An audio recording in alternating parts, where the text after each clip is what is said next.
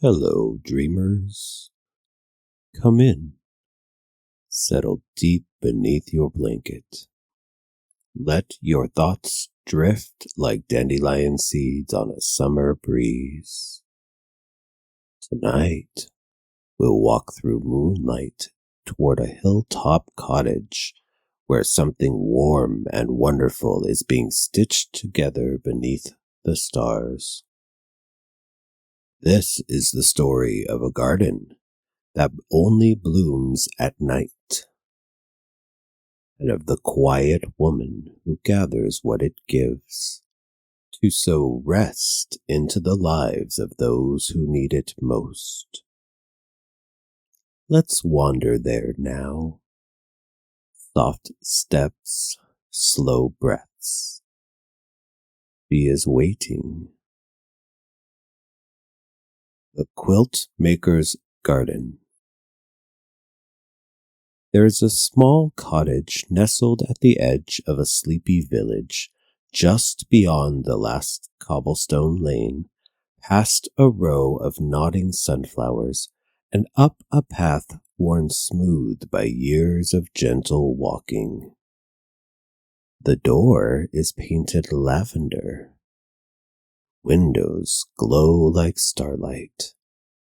And if you listen carefully, you can hear the hush hush of scissors and the soft clack of needles at work. This is the home of the Quiltmaker. No one knows exactly how old she is, only that she's always been there when someone couldn't sleep. Her name, if you asked her kindly, was Maribel. But most villagers simply called her the Quiltmaker. She didn't mind. She liked names with purpose. Every night, just after twilight, Maribel would tie back her silver-streaked braid, light the lantern by her garden gate, and step barefoot into the night. Because her garden, you see, did not bloom during the day. By sunlight, it was an ordinary patch of soil, ragged, quiet, almost shy. But when the moon rose, especially if it was full and round and sitting large in the sky, the garden came alive. Petals unfurled slowly like stretching cats, releasing curls of pale light as they opened. The air filled with the scent of lavender, fresh rain, warm sugar, and something else. Something like the sound of a lullaby you can just remember. Maribel moved carefully between the glowing blossoms, basket on her hip, scissors in her hand. Some petals shivered blue and hummed faintly like distant thunder from a summer storm. Others flickered softly in shades of gold, warm with giggles and bedtime stories. The rarest petals were pale violet, almost translucent, and they carried the silence that lives just before dreams begin. She handled these ones with both hands, as if lifting a sleeping child. She never picked too many, just enough, and only the ones that leaned in toward her. And then, once the evening's petals were collected, she would head back inside where the real work would begin.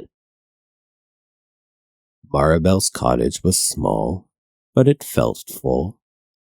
Not crowded, just complete. The floors were warm wood, worn smooth by bare feet and time, with hand-woven rugs soft enough to hush every step. Shelves lined the walls, filled with folded fabrics in shades of buttercream. Dusty rose and cloud gray, each one holding a whisper of a future quilt. A kettle sat on the hearth, always just about to sing, and the air smelled of chamomile, beeswax, and lavender that had been dried with care. Near the fire sat a rocker with a cushion that always held its warmth. Beside it, a table scattered with scraps and spools, needles tucked into pincushions, shaped like blueberry tarts. Above the table hung a mobile made from bent wire and dried petals. One petal for each finished quilt. They spun gently whenever the front door opened, as if remembering something. In the corner, a cabinet of tea tins rested beside a stack of gently used mugs, none of them quite matching, but all well loved. And a single window faced the garden, framed with sheer curtains that let the moonlight in without asking it to hurry. It was a house that felt like bedtime, even at noon. A place where quiet gathered not from silence, but from softness. Once back inside, Maribel would lay the petals gently on the table. No two were ever alike. Some would be cool to the touch, some warm, some carried the faintest vibration like the wing beat of a moth. Maribel would sort them by feel, by what they offered. Stillness, comfort, a place to cry if needed. The kind of peace that feels like being rocked slowly in a chair. And then she would begin to stitch. Each quilt she made was different. Some were patchwork, with petal pieces shaped like stars or feathers or puddles. Others were whole cloth, lined with long, sweeping bands of peace. Every stitch was quiet, every seam was kind.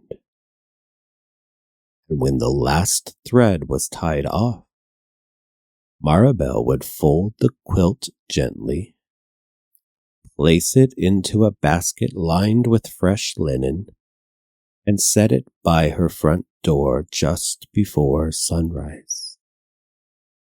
She never said who the quilts were for. She didn't have to. The village knew. Sometimes the quilt was found on the stoop of a weeping mother who hadn't slept since the baby stopped crying. Sometimes it appeared in the arms of the postman after a week of bad weather and heavier steps.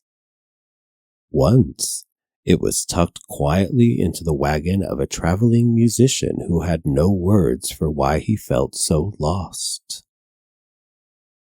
Whoever needed the quilt received it. And when they did, they slept, deep and dreamless, cradled in stitched petals and moonlight, until morning poured gently through their window. Over the years, the villagers had come to rely on her quiet care, though few ever said it aloud. Her quilts arrived without request, without thanks required, and yet somehow always just in time. It was easy to forget how extraordinary it was, this unspoken service stitched night after night. Like breath or sunrise, her kindness had become part of the rhythm of the town. Until one night, the garden didn't bloom. The moon came, full and round.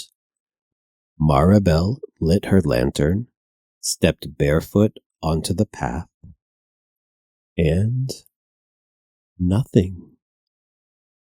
The soil stayed still. The blossoms stayed curled. The garden was quiet, but not the good kind of quiet. It was the kind that makes you feel like something has gone missing, and you don't know what it was until you can't feel it anymore. Maribel stood for a long time at the gate, the basket empty by her side. She whispered to the garden, sang an old lullaby, brushed the tips of the sleeping leaves. Still, no petals. She went inside, folded her hands in her lap, and for the first time in a long time, she did not sew. That night, a young boy tossed in his bed, his thoughts too loud for sleep. Near the bakery, an elderly man sat by his window, missing someone he hadn't named aloud in years. 3 doors down, a teacher rubbed her eyes in the candlelight, too tired to finish grading, too wired to rest. The village stirred, not badly, but uneasily. Sleep didn't come the way it usually did. The next day, just before dusk, Maribel walked slowly through the village. She didn't say much, only nodded, only listened. A kind word here, a gentle hand on someone's back there. A small smile that made a child forget why they were upset. She brought a jar of honey to the baker. She helped the librarian fix a crooked shelf.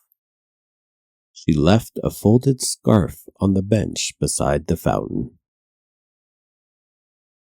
When she returned home, the sun had just slipped behind the trees, and in the soft quiet of twilight, the garden bloomed. Not with the same brightness, not all at once, but one petal opened, then another, then 3 more in a cluster of quiet light. They were different this time, less perfect, blotchier.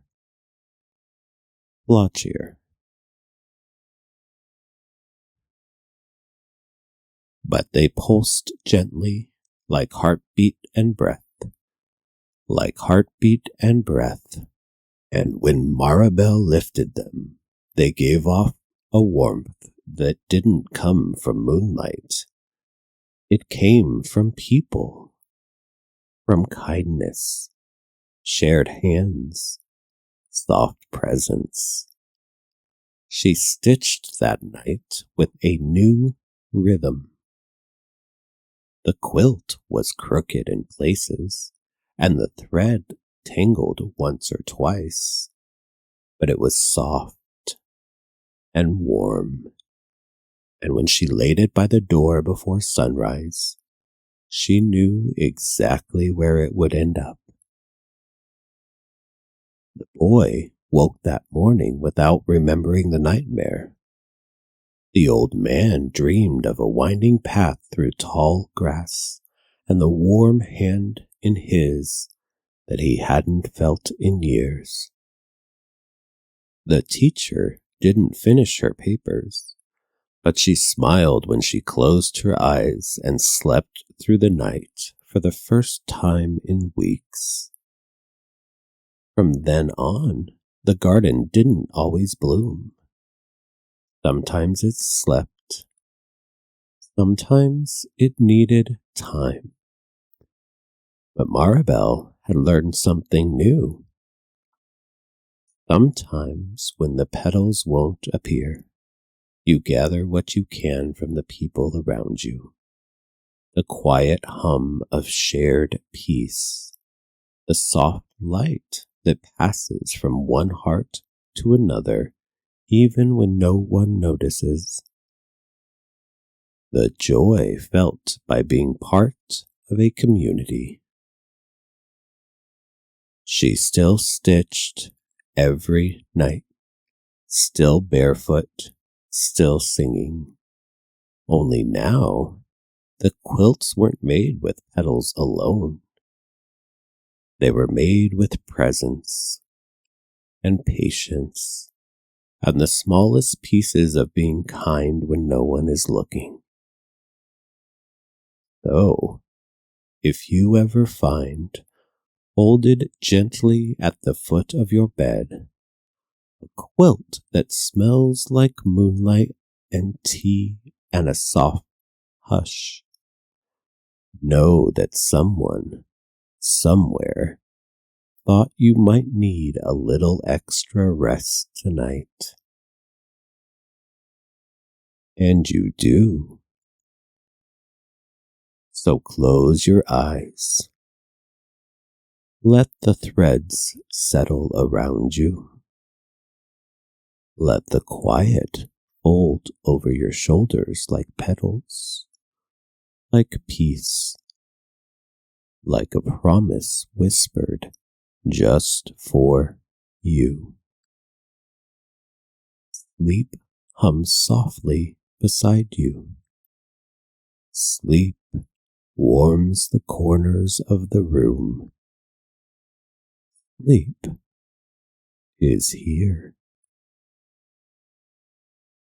Good night.